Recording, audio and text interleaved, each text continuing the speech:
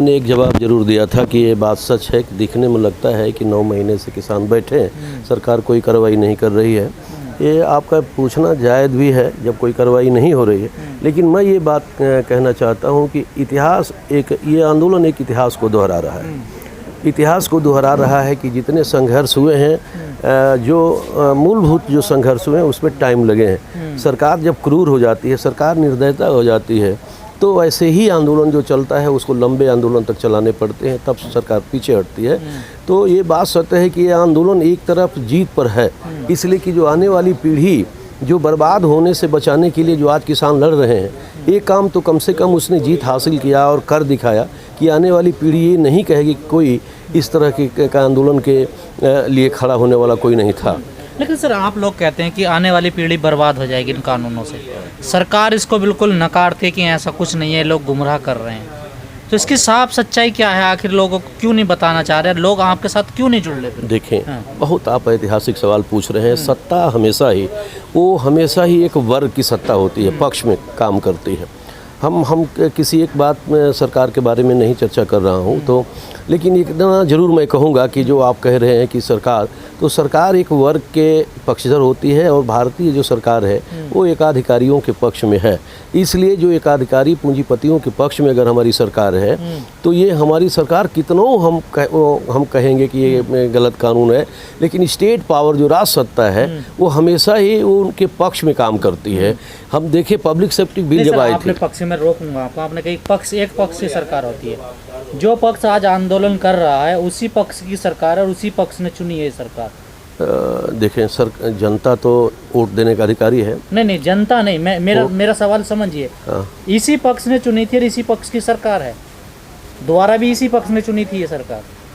नहीं, कुछ है कहना, पार्टी बनकर तो नहीं वो भाजपा के साथ खड़ी हुई थी। हाँ, ये बात जरूर है कि आपसे सहमत हूँ कि जो किसान आंदोलन है, पिछली बार भारतीय जनता पार्टी को वोट दिलाया था, इसमें ये आपका कहना सही है। बहुत से नहीं, 90% चले, मैं वो भी आपकी भावनाओं को, और आपका जो सवाल है बिल्कुल सही है, लेकिन ये बात मैं आपको बिल्कुल ये ऐतिहासिक सरकारों के बारे में आपको कह रहा हूँ। जब पब्लिक सेफ्टी बिल जब संसद पार्लियामेंट में पारित हुई थी, और क्या नाम है कि तो भगत सिंह ने विरोध किया था, वो जनता की हिफाजत के लिए वो बनाया, लेकिन वो जनता की हिफाजत के लिए नहीं था, कह रहा था जनता के लिए, लेकिन वो अंग्रेजी पुलिस और अधिकारियों के बचाने के लिए था, रौलट एक्ट जो आया। तो उस तरीके से सरकारें तो हमेशा ही कुछ एकाधिकार पूंजीपतियों के पक्ष में काम करती हैं। ये तो पूरा ये जो किसान, अब एक बात आपसे इसमें दोहरा दूंगा, ये बात सच है, ये किसान बहुत विभिन्न तरीके विसंगतियों का ये जो भ्रमजाल में फंसा हुआ था, इसलिए भारतीय जनता पार्टी को वोट भी किया था। हिंदुत्व के नारे में कभी फंस जाते हैं, कभी किसी नारे में, किसान भी फंस जाते हैं। तब देखिए, ये किसान तो निश्चित रूप से भ्रमजाल में फंसा हुआ था, और किसान भी समझता था कि हम ही सब मालिक हैं। लेकिन जब इन किसानों की ज़मीन पर और उससे उत्पादन पर जब कारपोरेट ने हमला कर दिया, और जब किसानों के छाती पर जब हाथी की पाँव की तरह जबाने लगा है, तब इन किसान को बोध हुआ है कि ओह, ये तो मैंने बड़ा गलती किया भारतीय जनता पार्टी को वोट दे करके, ये तो हमारे ही सीने पर अब मेरे हाथी की पाँव की तरह दबा रहा है। तब आज किसान उठ खड़ा हुआ है, और होता भी है इतिहास के अंदर। आपको लगता पूरी तरह उठ खड़ा हुआ? समझ गया, निश्चित पूरी तरह से उठ खड़ा होगा, और ये लड़ाई हो सकता है अपने अपने स्वार्थ की है। किसान अपने हिफाजत की लड़ाई लड़ेगा, सरकार कारपोरेट के लिए लड़ेगा, तो ये लड़ाई निश्चित रूप से भयंकर हो सकती है। मेरी जो भावनाएं हैं, जो मुझे देखने में लग रहा है। लेकिन अब इसमें सबसे बड़ा दिक्कत है कि देश के दलितों पिछड़ों का जो समर्थन है किस हद तक जाता है किसानों के आंदोलन को। नहीं, वो तो लेना नहीं चाहते ना, दलित पिछड़ों का समर्थन लेंगे, वो ये नहीं कह रहे हैं। वो तो किसानों ने, बल्कि अभी उन लोगों ने घोषणा किया कि अभी जो आरक्षित वर्ग के दलित पिछड़ों के आरक्षण भी है उनको पूर्ण किया जाए। किसानों ने एक मांग भी रख दिया है, शायद ये आपको नहीं, अब नई बात बता दे रहे हैं।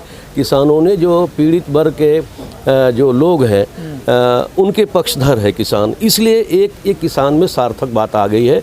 जैसे हिंदू मुस्लिम मुजफ्फरनगर में दंगा हुआ था, बहुत से मैं जानता हूँ, नाम नहीं ले सकता, लेकिन आज जो है किसान हिंदू मुस्लिम एकता की बात कर रहा है। जब भी इतिहास बदलने की लड़ाई और होती है तो उसमें सब एकता के नारे दिए जाते हैं, अनेकता के बावजूद। कहा कि पीड़ित वर्ग भी ये अपील कर रहे हैं। जी, आपने खुद ही कहा कि वो पीड़ित वर्ग था, इन्हीं लोगों ने उनको पीड़ित किया है, तो वो कैसे इनका साथ दे देंगे? कभी कभी ऐसा है कि कभी कभी ऐसा है कि जो आज पीड़ित है हमसे या उनसे, लेकिन जब ये पीड़ित हो जाता है तो पीड़ित की जो पीड़ा है, जब वो खुद पीड़ा होता है तो फिर वो जो है दूसरे की पीड़ा को समझता है। इसलिए आज वो भले उससे दूरी बना के रहा, लेकिन जब वो खुद पीड़ित हो गया तो कल वो पीड़ित वर्ग के साथ खड़ा हो सकता है। एक उदाहरण मैं आपको दे देता हूँ। बाबा साहब भीमराव अम्बेडकर जब मद्रास की छावनी में प्रेसिडेंसी अंग्रेज़ों के यहाँ गए हैं तो उस दरवाजे पर लिखा रहता था कि भारतीय कुत्तों को ऑफिस में जाना मना है। तब बाबा साहब ने कहा, चौंक गए, कहा कि अच्छा, बड़ा अच्छा हुआ कि भारत के जो लोग हमको कुत्ता समझते रहे, ये अंतेज समझते रहे, लेकिन अब ये लोग उनको कुत्ता समझते हैं। तो लेकिन उन्होंने कहा कि दोनों कुत्ते दोनों को नोच के वो बाहर कर देंगे। तो मैं समझता हूँ कि आज कल ये किसान पीड़ित वर्ग के साथ नहीं समझ पा रहा था, लेकिन आज खुद पीड़ित हो गया है, तो तय बात है कि पीड़ित वर्ग पीड़ित के साथ हो, एक साथ मिल जाने हैं और एक जन सैलाब उभर सकता है। उसमें एक बात है, अगर किसान न समझा सकें तो जो पीड़ित वर्ग है उसको भी अपनी पीड़ा को, अपनी रोग का इलाज करने के लिए समझना चाहिए। हम सबसे ज़्यादा जोर दे रहे हैं आवश्यक खाद्य वस्तु अधिनियम, एक कृषि कानून का तीसरा 3 कानून में एक कानून है, ये सीधे सीधे गरीब लोगों से जोड़ता है, पूरे देश के 50% से ऊपर लोगों को जोड़ता है, जिनको खाने की समस्या है, जिनको ज़मीन नहीं है मान लिया, लेकिन उनको भोजन खरीद के ही खाना है। तो ये खाद्य वस्तु अधिनियम को जो मने कितनी हमारे नेता महान होंगे कि उन लोगों ने कहा कि इस खाद्य वस्तु अधिनियम में खाने पीने की ज़रूरी जो सामान है उसको कालाबाजारी नहीं कर सकते हैं। लेकिन इस सरकार ने ये तो नहीं कह रही कि हम ख़त्म कर रहे हैं, लेकिन 18 चीज़ों को माइनस कर दे, उसमें हटा दिया है। लेकिन सर, आपको नहीं लगता किसान पिछले 9 महीने से हरा फंडा अपना रहे हैं? अब कोई नई रणनीति बनाने की ज़रूरत है ताकि सरकार पे दबाव बने? देखिए, क्योंकि जितने ये रणनीति उन्होंने सब फेल नज़र आ रही है अभी तक की। जैसे देखें, लड़ाई तो बनती है, एक दिन में कभी खड़ी नहीं होती है। नहीं सर, ऐसा ना हो जाए कि बनते ख़त्म ही हो जाए। नहीं, बनते कभी भी जो क्रांतिकारी जो लड़ाई है वो हमेशा ही वो छोटे पैमाने से शुरू हुई है और वो बढ़ते का नाम है कि पूरे जनमानस की लड़ाई हो गई है। तो निश्चित रूप से ये आपको देखने में लगेगा कि आज अभी जनमानस की लड़ाई नहीं खड़ी हो रही है, लेकिन कल, क्योंकि एकदम ये संपूर्ण समाज के लोगों को ये तीनों कानून टच कर रही है, तो तीनों कानून यदि प्रभावित कर रही है तो आज न कल पूरे देश के प्रदेश की जनता खड़ी होगी। और मैं समझता हूँ कि इंदिरा गांधी जी की सरकार दलितों से, पिछड़ों से सबसे नाता जोड़ के रखती थी, लेकिन इमरजेंसी में एक ऐसा माहौल बन गया कि पूरा इमरजेंसी में जयप्रकाश नारायण पैदा होते हैं और एक आवाज़ उठाते हैं। पूरी देश की जनता जो कभी इंदिरा गांधी जी की सरकार हट नहीं सकती थी उसको हटा दिया। तो भारतीय जनता पार्टी की सरकार को भी जनता नकार देगी, ये मुझे पूर्ण विश्वास है। उत्तर प्रदेश में निश्चित रूप से कुछ हमारे पार्टियां हैं जिनके अवसरवादी कारणों से ये चूक हो रही है, नहीं तो उत्तर प्रदेश में इतनी विशाल संख्या है दलितों, पिछड़ों। अगर बहन जी अखिलेश जी की सरकार जो थी या इनके जो संबंध थे वो बड़े प्रगाढ़ का नाम है कि वो एक अवसर दे सकता था भारतीय जनता पार्टी को सत्ता में से बाहर कर देने का, लेकिन अभी अपने अपने कुल अहंकारों में ये मोर्चे टूट गए हैं। उसके बावजूद भी ये जो किसान आंदोलन है किसी न किसी रूप में जोड़ करके भारतीय जनता पार्टी को बाहर कर देगी ही, ये मुझे क्या नाम है कि पूर्ण विश्वास है। आपने खुद ही कह दिया कि अपने अपने अहंकारों में ये जो मोर्चे थे जो बीजेपी को बाहर का रास्ता दिखा सकते हैं वो तो खुद ही अलग हो गए हैं, तो फिर बाहर कैसे जाएगी? नहीं, बीजेपी तो और मजबूत हो रही है। हाँ बिल्कुल, बीजेपी मजबूत नहीं होगी। बीजेपी तो एक्चुअली अब बहुत कमज़ोर नज़र आ रही है, क्योंकि कोई आदमी अपने नीतिगत मामलों में यदि कमज़ोर हो जाता है तो नीतिगत मामलों में उसको कमज़ोर समझिए, विशाल जितना भी दिखता हो। नए आंदोलन हो सकते हैं यदि हमारी जो भारतीय जनता पार्टी को सच्चाई तो यही है ना। अगर हम इस आंदोलन को पिछले 9 महीने से अगर देखें, इसकी समीक्षा करें, हरियाणा पंजाब को अगर छोड़ दें तो यूपी का तो एक ही समाज या एक ही जाति के लोग ज़्यादा भागीदारी निभा रहे इस आंदोलन में, और तो तमाम लोग तो आ ही नहीं रहे। तो इसका मतलब वो तो बीजेपी के साथ है। नहीं, उसका मतलब बीजेपी के साथ नहीं कहा जा सकता। उसका मतलब तो फिर वो क्यों नहीं आ रहे? उसका मतलब ये है कि बसपा के साथ भी है, उसका मतलब ये है कि समाजवादी पार्टी के भी साथ है, ऐसा नहीं है कि वो बीजेपी के साथ है।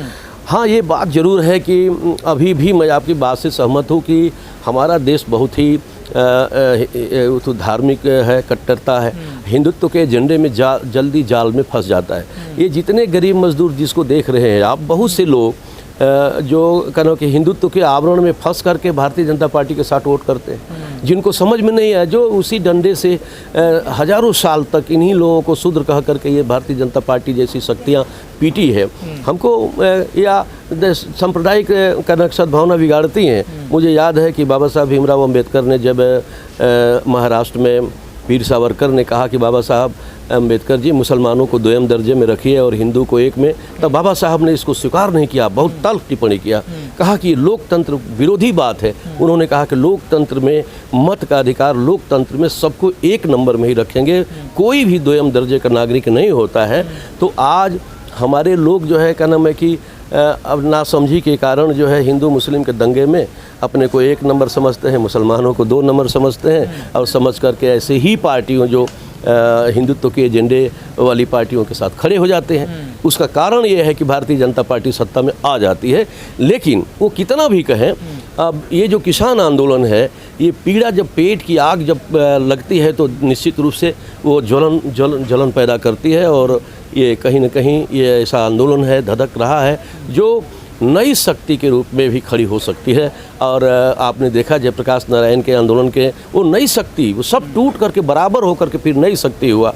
उसी तरह से किसान आंदोलन एक नई शक्ति पैदा कर सकती है जो भारतीय जनता पार्टी को डिफीट दे सकती है।